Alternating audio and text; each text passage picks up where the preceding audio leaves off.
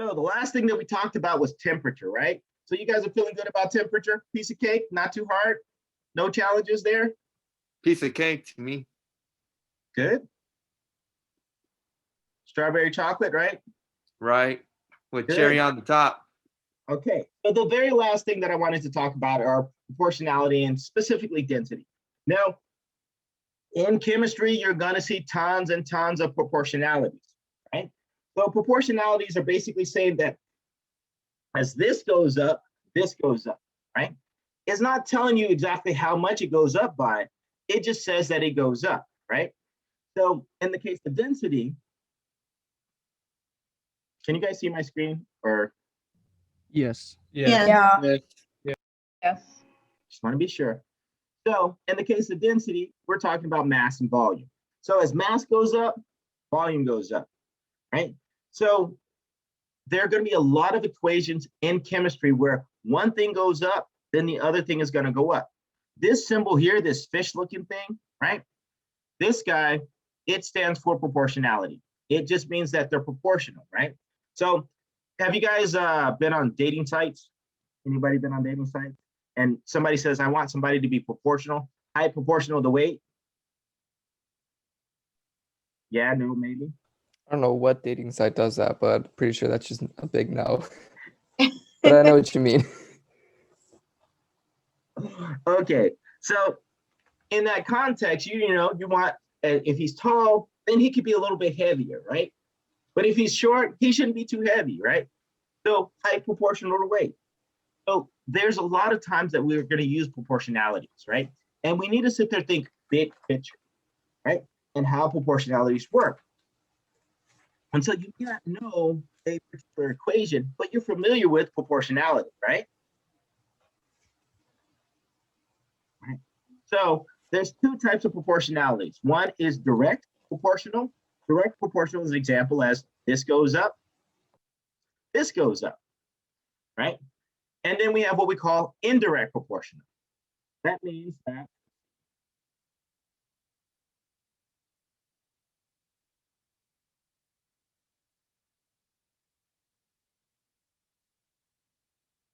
so P is for pressure. So pressure and volume are indirectly proportional, right? So as pressure goes up, volume goes down. Okay, so they're opposite in that case. So one goes up, the other one goes down. So that's indirectly proportional. Directly proportional, both will go up, right? So in density, mass and volume are proportional to each other, right? Density is actually a constant. This D here represents a constant that we call density, right? So the density of something, and of course, I'm going to tell you this so that you guys know, density is dependent on temperature, right? So like, for instance, the density of water, right? As long as the temperature is within a certain range, the density of water is always going to be 1 gram per milligram. I mean, per milliliter, 1 gram per milliliter.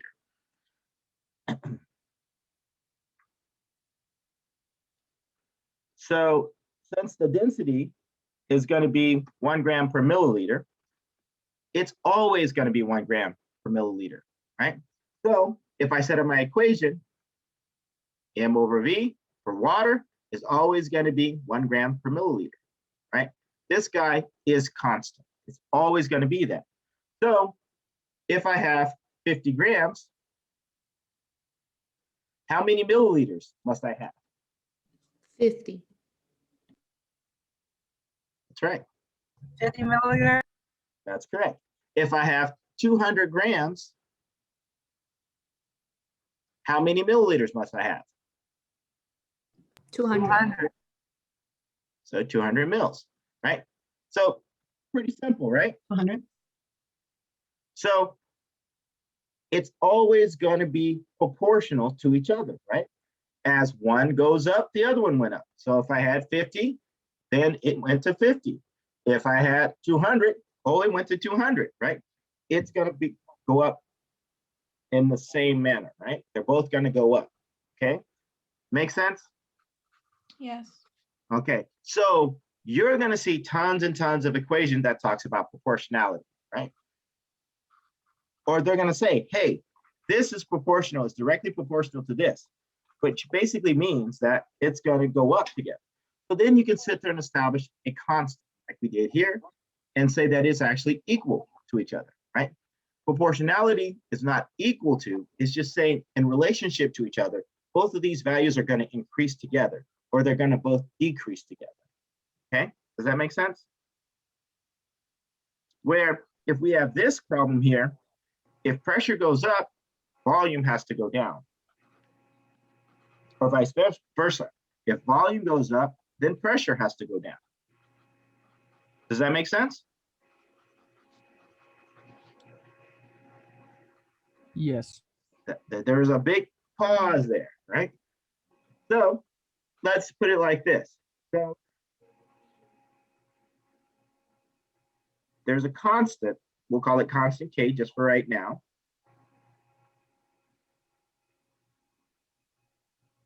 Okay, so we're going to say just for kicks and giggles that K is going to be equal to 2, okay, for this constant. So if K is equal to 2,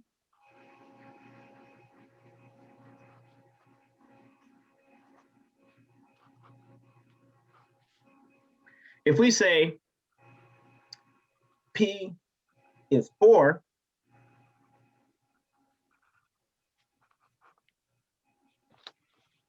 then what must D be? 2. Are you sure? No.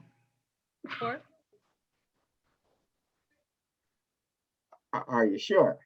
You said 4? 1. So let's do the math. Let's put 4 Is it in 8? here, right? And then we solve for V. So then wouldn't V be 1/2? Or not 1/2. Let's see. 2. V 4. 1/2. So V equals 1/2. Yep. Got it. Okay. Okay. So let's say we put in, let's say 6 for P. Then V is going to be what?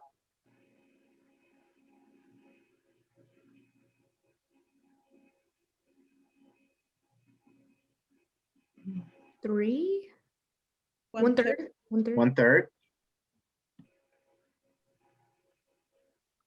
So if we put P is 1, then what is it going to be? What is V going to be?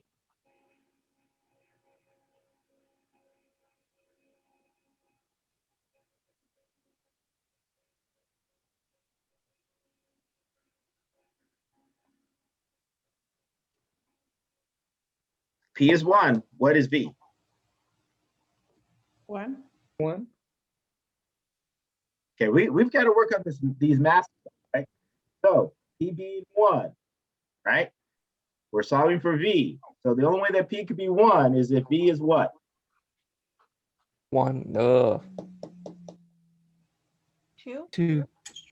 Okay, V would have to be 2. Okay. Okay, so now look at this. Wait, I'm confused. Originally you said that if P was 4 and K was 2, then V would be 1/2. Mm-hmm. Why wouldn't it be 2/1? Okay, if you put 2/1, right? Does that equal 4? Well, 2 times 2 would equal 4. No. You said V. I didn't say 1/V, right? V, we're putting in a number for V. Oh, I get it. So 1 would be over 1/2. So like That's 1 right. and then a line and then a half. Okay, because I was like cross canceling and I was like, that's coming out to 1 and 1 doesn't equal 4. So I get you now. Okay. Thanks. Okay, no problem. Okay, so if P is 1, V is 2. If P is 4, V is 1/2. Mhm. So as I went from 1 to 4, is my V getting bigger or is my V getting smaller? Bigger? He's getting smaller. Smaller. Smaller? 1 to 4. So as my P as in Peter is going from 1 to 4, is my V getting bigger or smaller? V as in Oh. Victor. Smaller. The Smaller. B. Smaller, right? So that's showing us that they're indirectly proportional. So anytime that you have proportionality where P is indirectly proportional, meaning that it's 1 over that variable, then that shows indirect proportionality. That means that as P gets bigger, B is going to get smaller, or vice versa. As B gets bigger, and P is going to get smaller, right? So V here, so when V was 2, P was 1. When V was a half, P was 4, right? Mhm. So if we go from a half to 2, isn't P getting smaller for V? I mean, as V goes from a half to 2, doesn't P get smaller? Yes. Yeah. Yes. Okay. How would V be 2 if P is equal to 1? Okay, so let's show you guys how to do math again, right? So let's solve our equation here for V. We're solving for V. So we solve this equation here for V. So then we get V equals 2 divided by P. Okay, so if P is 1, plug in P, plug in 1 for P. Then V is 2. 2. 2. Okay, if P is 4, then V is, 2. if P is 4, P as in Peter is 4. Half. 2 over 4 is 2. Oh, hold on. One Come on half. now, you guys have to One remember half. this. What half? 1/2, okay? Okay. If P is 20, then what is V? 1/10. Okay. Okay, so you guys need to work on those math skills, because believe it or not, math is a huge part of science. And it's not too complicated math, right? It's not too bad, but you guys need to work on that. What did you get for 47? I'm just joking, Dr. Henry. I just, throwing it out. Okay. Okay, so again, that's proportionality. Now, we've talked about proportionality, and you're going to see equation after equation after equation. But I want you guys to start looking at them as proportionalities. Often we will have constants. Constants, what are constants again? Things that stay the same or relatively the same. Okay, things are going to stay the same or relatively the same, right? And so, and those constants are basically used to establish these proportionalities, to say that they're equal to each other. Mm. Okay, and that's what this is just showing us. Are you guys with me? Yes. Okay.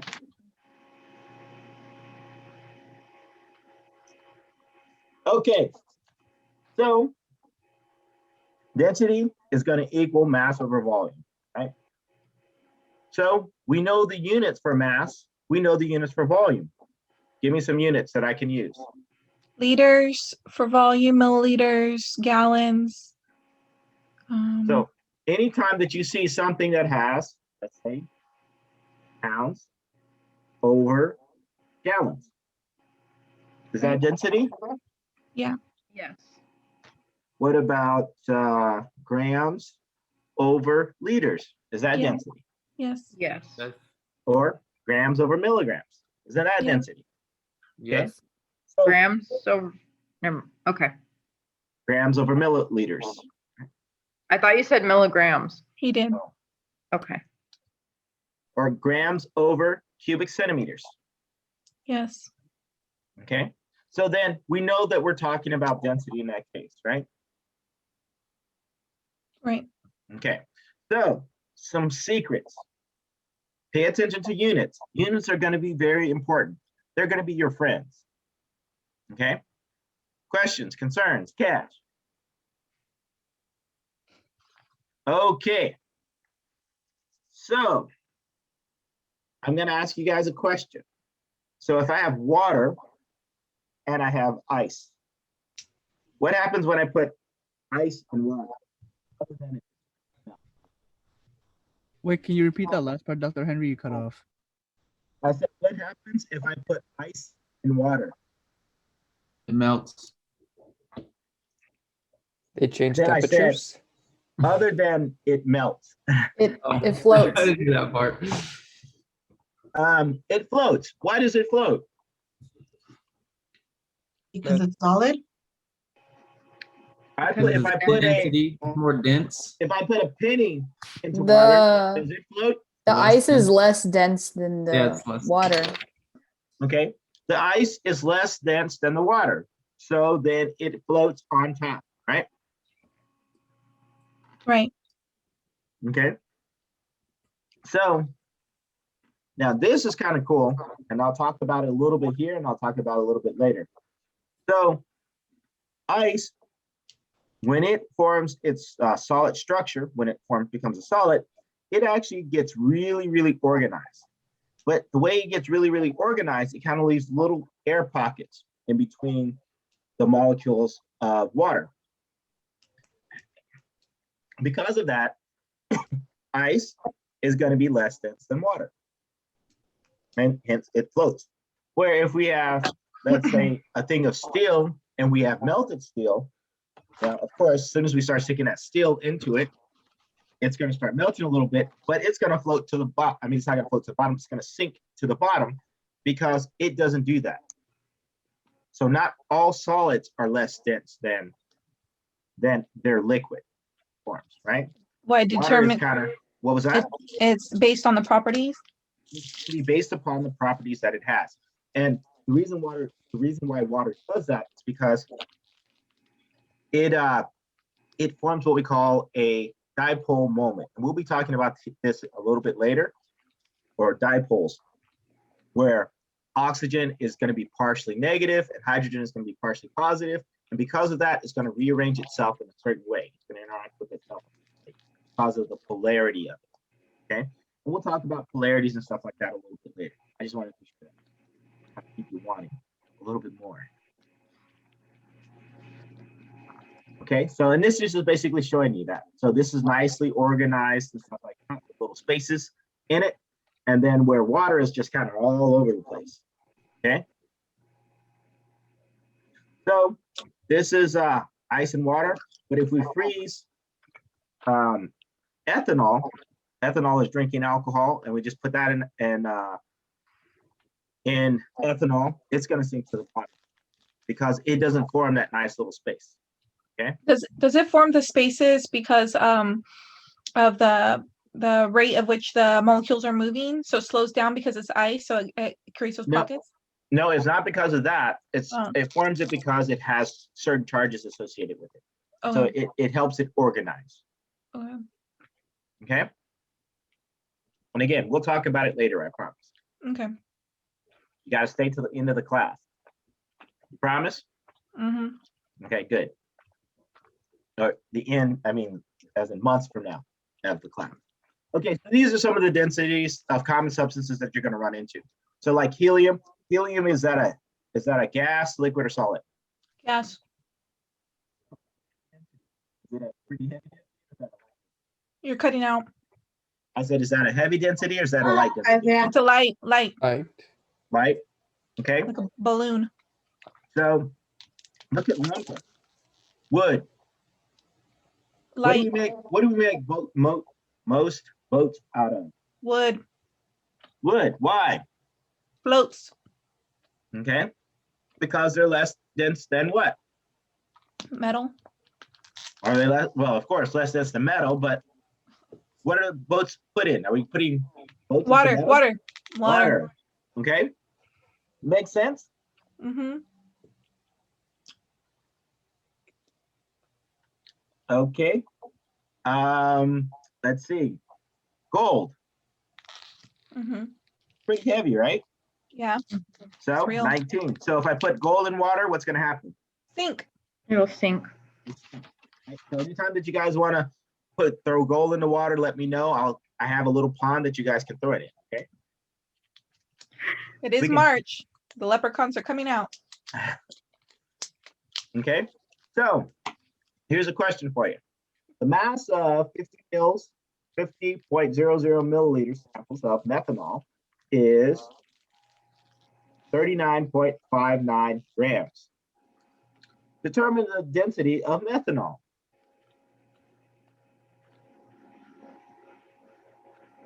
So what do I need to do? Well, since density is mass over volume, then you just have to put mass over volume. Okay. Man, that was pretty easy, right? Density equals mass over volume.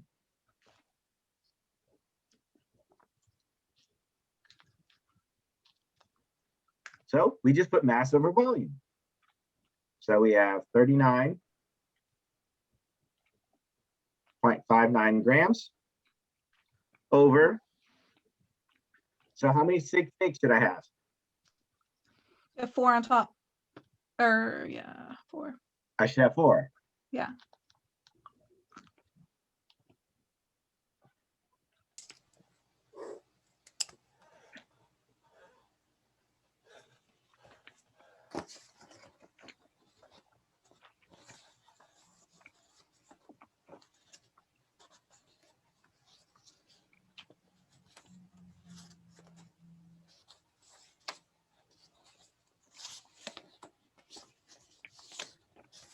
So what did you guys get? 12? Actually got 69. You got 69? No, I was just joking. It's 0.7918.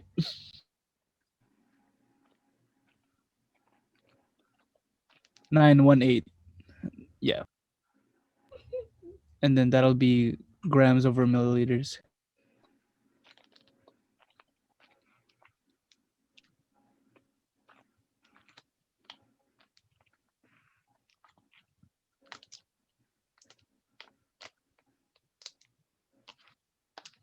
Okay.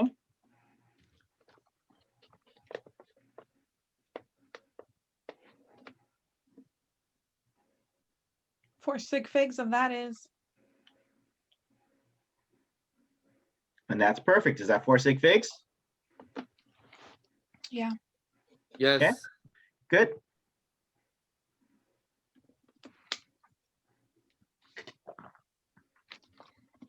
Okay, so the next question. The density of a certain machine oil is 0.910 grams per milliliter. Find the volume occupied by 196 grams of that oil.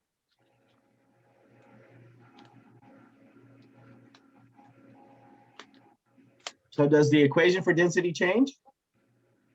No. No. So in this case, what are they giving us? They're Giving giving you density and mass. and mass. We have the density Mhm. and the mass. Can I calculate the volume? Yes. Okay.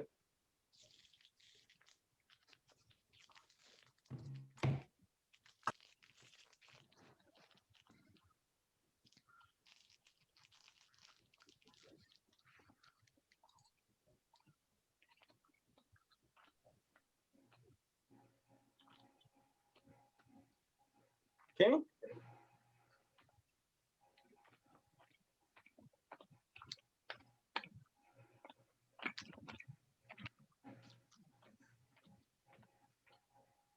So what do you guys get?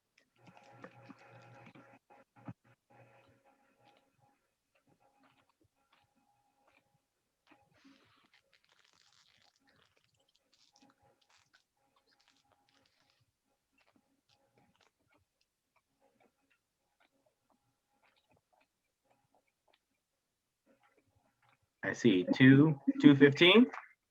How many sig figs should I have? 3. 3.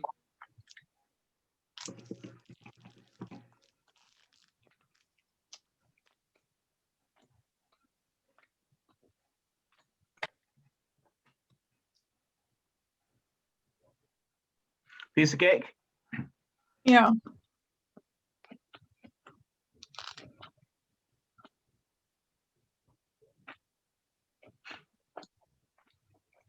Dr. Henry, the mass is only in the top, is always in the top, the Not mass? always. It depends on what we're looking for, right? Okay. And so it depends on, so we know that density is going to be equal to mass over volume, right?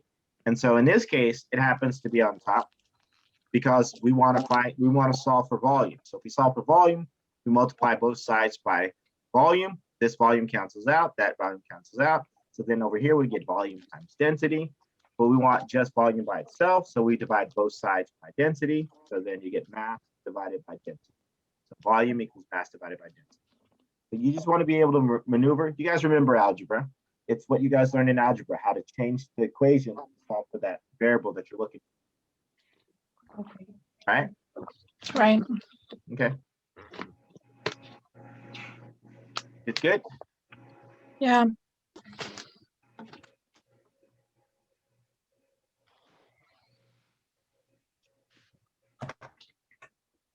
Okay. So take home messages, right? So when you finish the problem, always kind of check your units. Your units will tell you how right you are. And don't just kind of go through the motions, because I noticed like when we were doing the problems, like the dimensional analysis on the thing, a lot of you guys just kind of go through motions and you just, okay, I'm just going to cancel out. You're not paying attention to what you're doing a lot of the time. You're just going through the motions. And so you're not really watching those units to what they really are, particularly if it isn't canceling it out for you. Okay. Questions, concerns? Cashola. Good. Okay, so now we get to do some new stuff. How you feeling about some new stuff? Are you talking about the other new chapter coming up? 11? Chapter 5? 5. That's right, chapter 5. Okay. So there's this guy named Dalton, right? Mm-hmm. You guys have heard of Dalton? Well, not yet.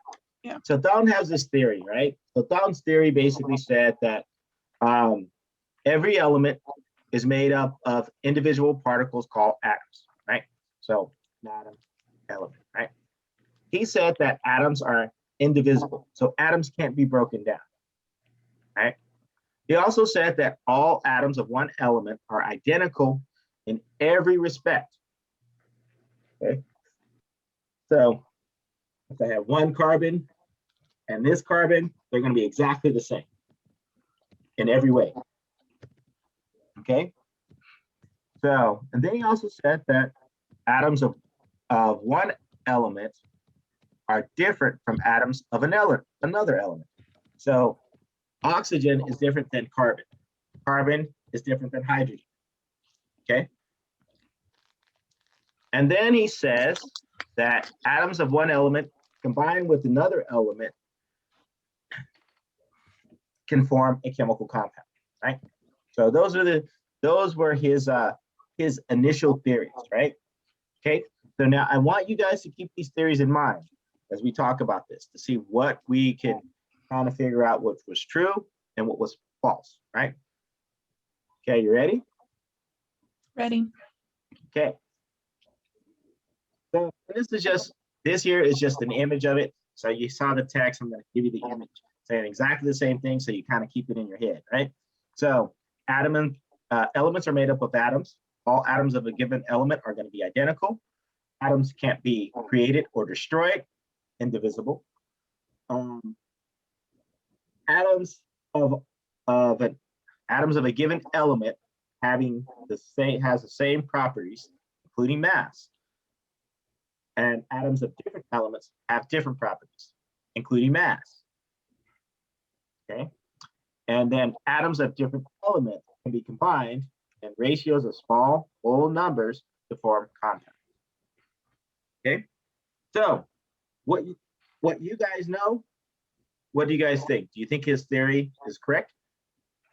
Is he the Is he the guy that made the periodic table? The Russian? No, he's not the guy that made the periodic table. Okay. We'll get to him, I promise. Oh, okay.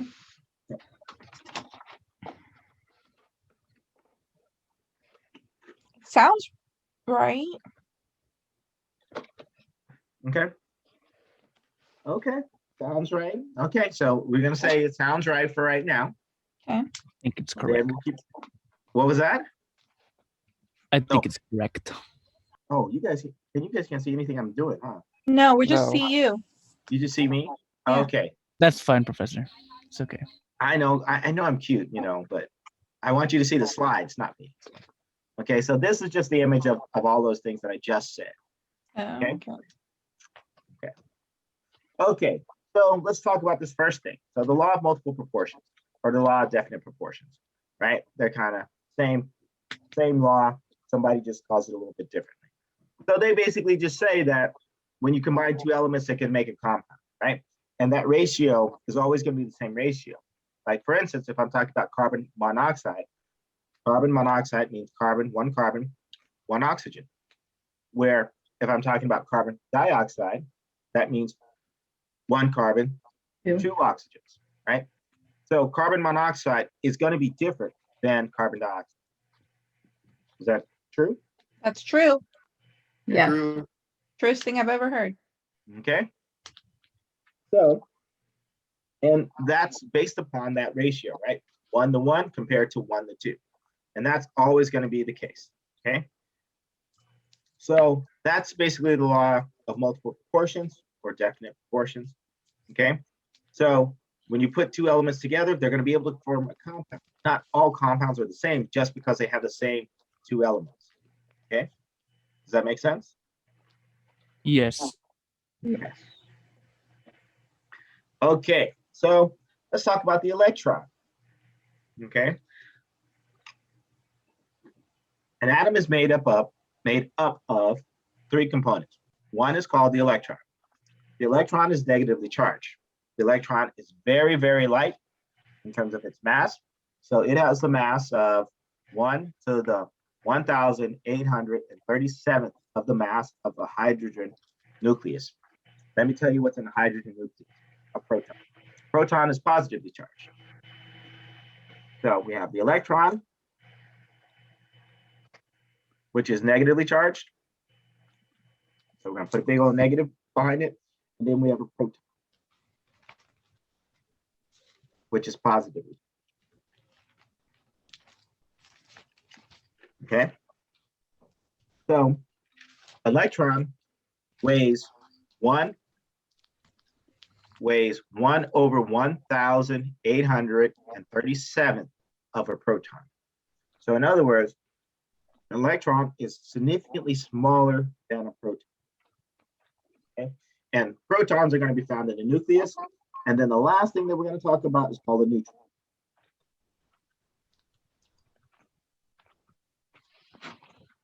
Neutrons are neutral, and they're also found in the nucleus. Neutral meaning that they don't have a charge associated with their charge. Okay? Are you with me? Yes. Yes. Dr. Henry, I have a question. I apologize for trying to go back, but what is the difference between the law of multiple proportions and like isotopes? I promise you, we will get to that because you need to learn a little bit about this. But after this, and we'll say about 4 more seconds. Okay. Same question. Okay. So, well, actually, I'll give you a real quick answer. So, the law of definite proportion basically is talking about two different elements coming together. An isotope is just one atom, right? But it's an atom that is different from each other. Same. It'll be the same element, but it'll be different. I'll talk about that in a second. And you're going to say, how is that possible, right? Is it with the neutrons? Exactly. Oh, okay, thank you. But let me get to that point. I'm telling the story here, Okay, so sorry, I didn't get a chance to eat my lunch. It's kind of working in between. Okay, so we have electrons, protons, and neutrons. Now, the electron was basically discovered by J.J. Thomson. I'm going to skip some of the history because it's important, don't get me wrong. But for what you guys need to know, we want to try to get you back on track. So we're going to have to bend things a little bit. But Thanks. just got to mention some of it. I'm not going to give you all the details. But one of the things that you want to know is that, like, the electron is really, really, really, really, really light, right? Okay. And so, like, let's say, for instance, I weigh 225 pounds, right? So since I weigh 225 pounds, if I put a speck of dust on my shoulder, how much is my weight gonna change? Or is it gonna change? If I get out of I don't know. By a speck. So would I be able to recognize that with my scale? No. No. No. Okay. So I would weigh 225 pounds. So that's kind of like the addition an electron is going to be for an atom. So electrons are kind of like weightless for an atom. They're so light compared to that of a proton that they don't really affect the weight too much. Okay, you have to get a whole bunch of them to start affecting the weight. Okay, does that make sense? Mm-hmm. Okay.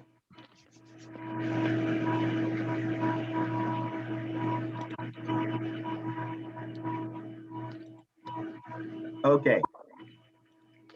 So what Thomson basically did to kind of discover that fact that there was, well, he established a model. He basically said there's this bomb pudding model. So you have these negative charges and you have these positive charges, and they're just kind of all splattered all over the place in terms of the atom, right? And so somebody said, I don't know about that, right? So this guy named Rutherford comes along and he says, I don't think that's the case. I think there's some type of organization to it. They just can't be thrown up in like a pudding, where you have things just kind of scattered all over the place, because that doesn't make sense, right? It just doesn't seem to work out right if you have positive and negative charges going throughout the whole place, right?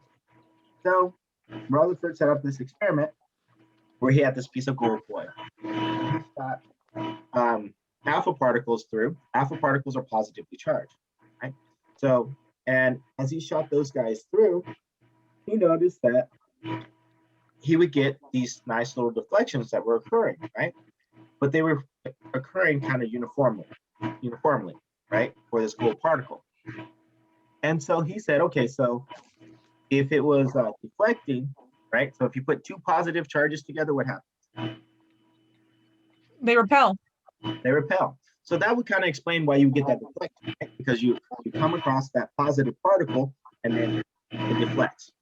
And so based upon that, he basically establishes, well, obviously there has to be something positive in that, and it has to be organized in a certain fashion that is hitting my positive particles and causing them to deflect. And he noticed that it was in the center of that atom, right? And so he kind of discovered that basically we have a nucleus, which is positively charged, and then you have this density of negative charges on the outside. Okay, so he kind of established basically that there's a nucleus, right? And so at the center of the atom, you have this nucleus that exists, that is positively charged. And it also accounts for the majority of the mass of the atom. So the rest of the atom itself is kind of empty space. And those are your electrons. So your electrons, here's your nucleus, and your electrons are here circling around that nucleus in kind of like a spacious area, very open space. So for instance, here's our nucleus. That is considered to be your electron cloud that surrounds it. So the diameter of the atom is about 10,000 times the size of the nucleus. So it's huge compared to it. To kind of put it in perspective, if we put like a blueberry or a strawberry in the middle of a football field, right? So that football field kind of represents that whole atom. That blueberry in the center represents the nucleus. Okay, does that make sense to you? Yes.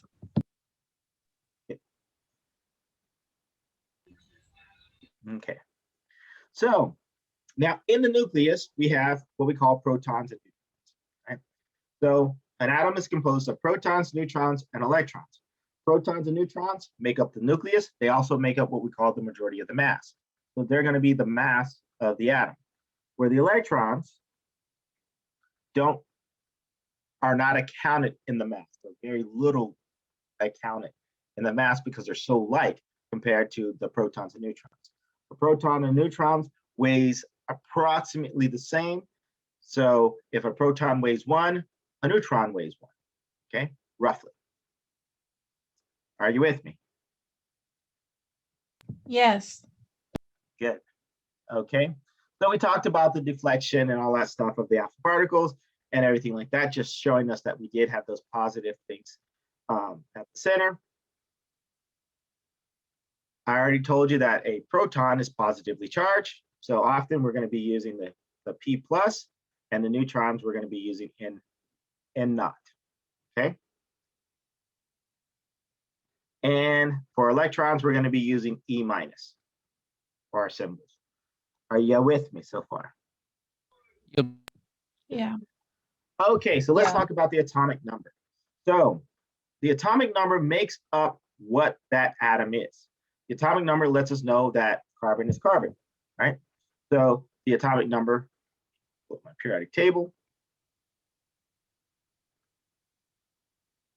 Maybe.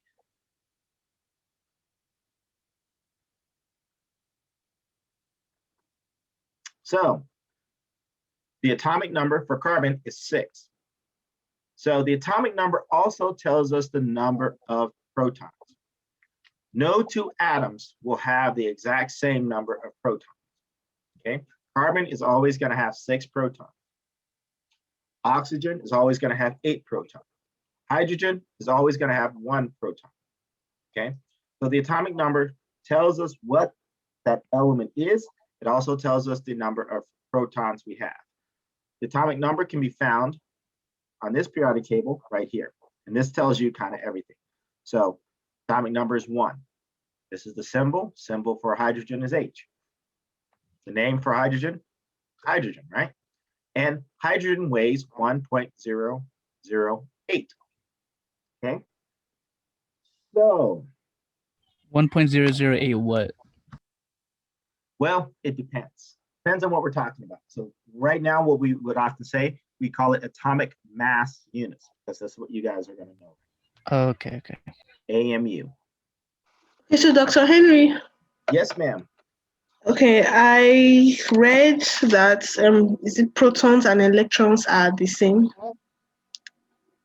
You said protons and electrons. And electrons, yeah, I know the electrons are negatively charged and all that, but as in terms of the atomic mass or stuff like that, the protons are also like the electrons. Like if you're calculating mass number, I think No, protons no, minus neutrons you're or stuff making like stuff up. Are you sure that's what you read?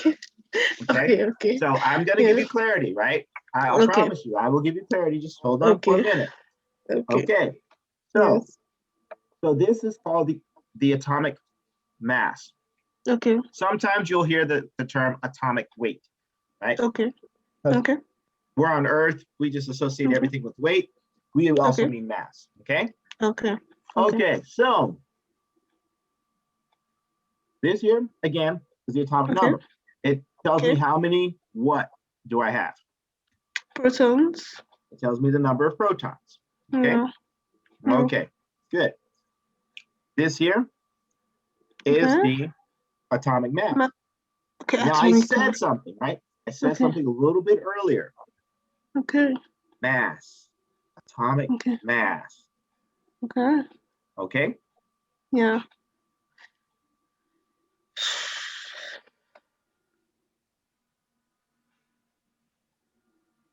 Okay. So yeah. I said atomic mass, and actually I believe I see what you're saying from my notes. So there is a typo, right? So the contribution of mass is from protons and neutrons, not electrons. Okay. Okay. You talking about your notes from the PowerPoint? Yeah, I just saw that. Good job, Mary. Thanks.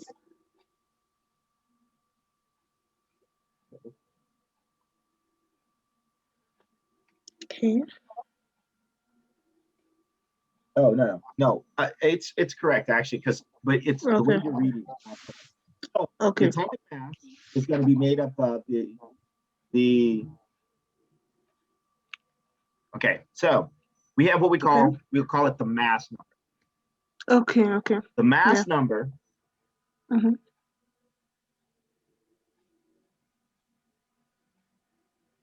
is the whole number for this, right? So we take this number, Okay. it's 1.008.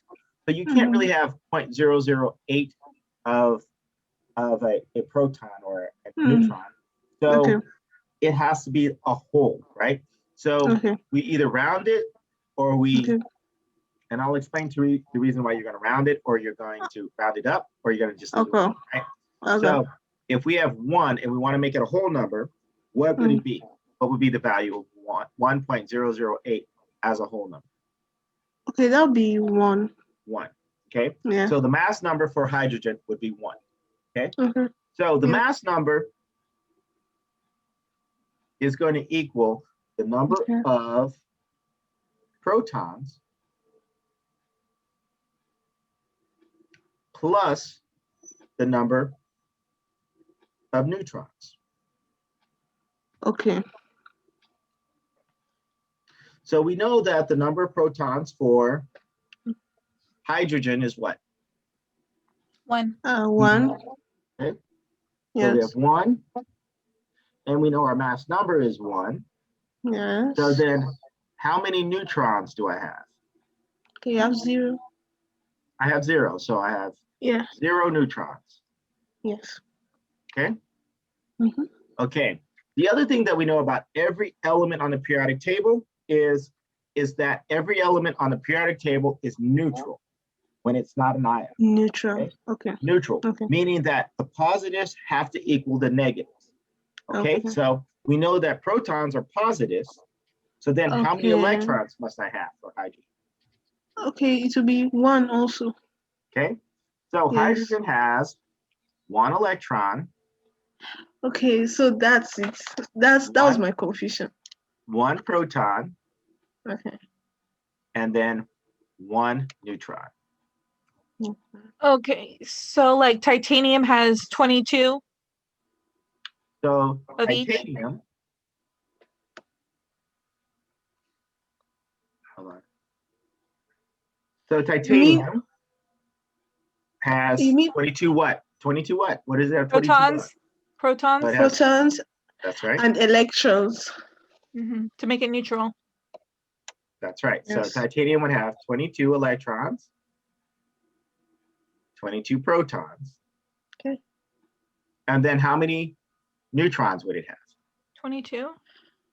No. That'll be 47 or 48 rather, minus 22. Okay, so the That'll be neutrons are the 26. bottom left corner.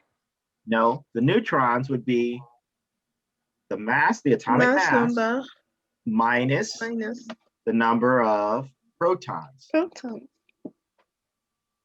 Oh, so then it wouldn't be 48. It's going to be 26. 26. Yeah. Okay. Okay, so for those people who didn't quite catch that real quick, so let's go back over it. So the first thing that we have to do is use the atomic mass. We use the atomic mass to sit there and establish what we call a mass number. So we take a look at this value for the atomic mass. Mass was 47.867. So if I want to make this a whole number, what would I make it to? What would be the, what would I round up to? Rounded up to 48. I rounded up to 48. So then I use 48 as my mass number.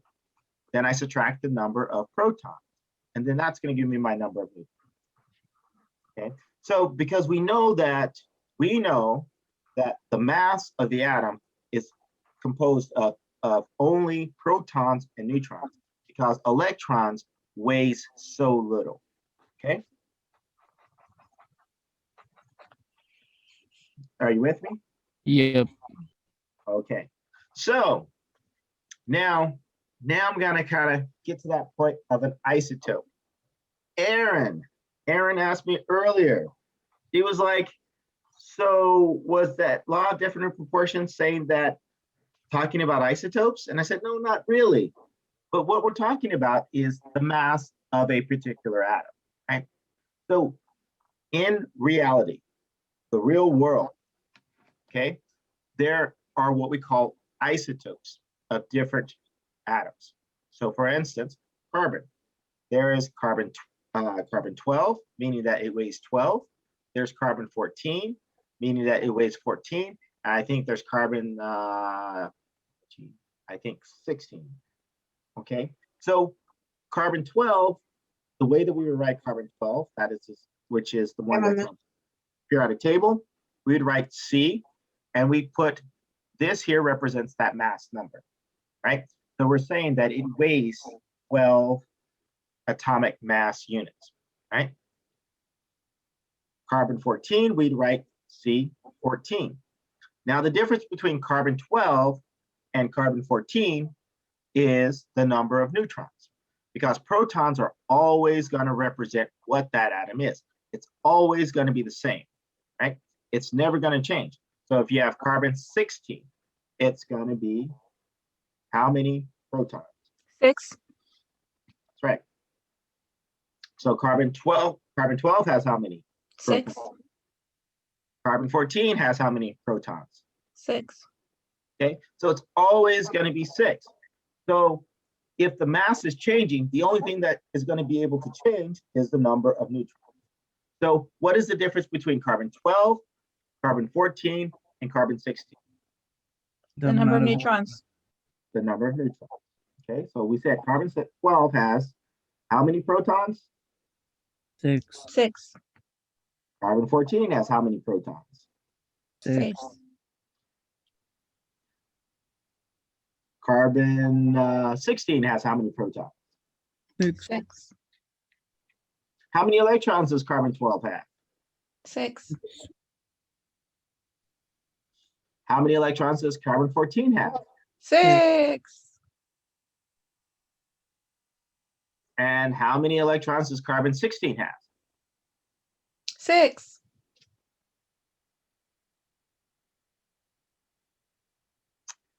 Okay, so now here's the hard part. How many neutrons does carbon 12 have? 6. No. No. Oh, 12? Nope, 6. What'd you Because say? remember, the mass is made up of both protons plus neutrons. So 12 minus 6 is Right. 12. Yeah. Mhm. 12 minus 6 is not 12. Oh, no. 12 minus 6 is 6. Okay, But the neutrons are 6. that's right. I mean, yeah. okay, so carbon 14, 8. 8, carbon 16, 10. 10. 10. okay, Aaron, does that answer your question? Yes, it does. Thank you. Okay, so this is an example of isotopes. Isotopes are atoms that are the same element that weighs different masses, right? Or you can say atoms that are the same elements that have different number of neutrons. Does that make sense? Okay, so Dr. Henry. Okay. I read somewhere again that And why we're gonna argue. I know here, let me show you. Let me show you where you read that at, right? Okay. okay. It says the total contribution of mass from protons and electrons is the same for every atom of the element. Wait. I'm confused. This was not what I was going to ask, but now I'm confused. Okay, total contribution to the mass from protons and electrons is the same for every atom of the element. What does that even mean? It basically means that protons and electrons aren't going to change from carbon 12 to carbon 14. Did it change for carbon 12 to carbon 14? Okay, no. Okay. Okay, but So- here's what I wanted to ask. Huh? It's about the mass number, and that is that's the reason why there are decimal points for mass numbers, is that because the perfect average between all its isotopes are the perfect average of all the mass numbers between all its isotopes are is what is represented. Exactly. Yes. Okay. Okay. That's it. Okay, thank And you. we'll get to that. So Okay. Okay. you're just a little ahead of the game. Right? But Oh, okay. that's Just gonna be wanted to the- clarify. Just wanted to clarify. Okay. Yes. Okay. So I have office hours. If you guys have questions, meet me in my office hours because we gotta wrap it up because I know there are gonna be a couple people coming to my office hours. Mhm. Okay. So we'll stop here on isotopes and then we'll pick this back up on Monday. Wait, Monday or Tuesday? I mean, Tuesday. But I know you guys like it every day. You guys want to have chemistry every day, right? Of course. Every day is a chemistry day, right? Of course. Of course, right?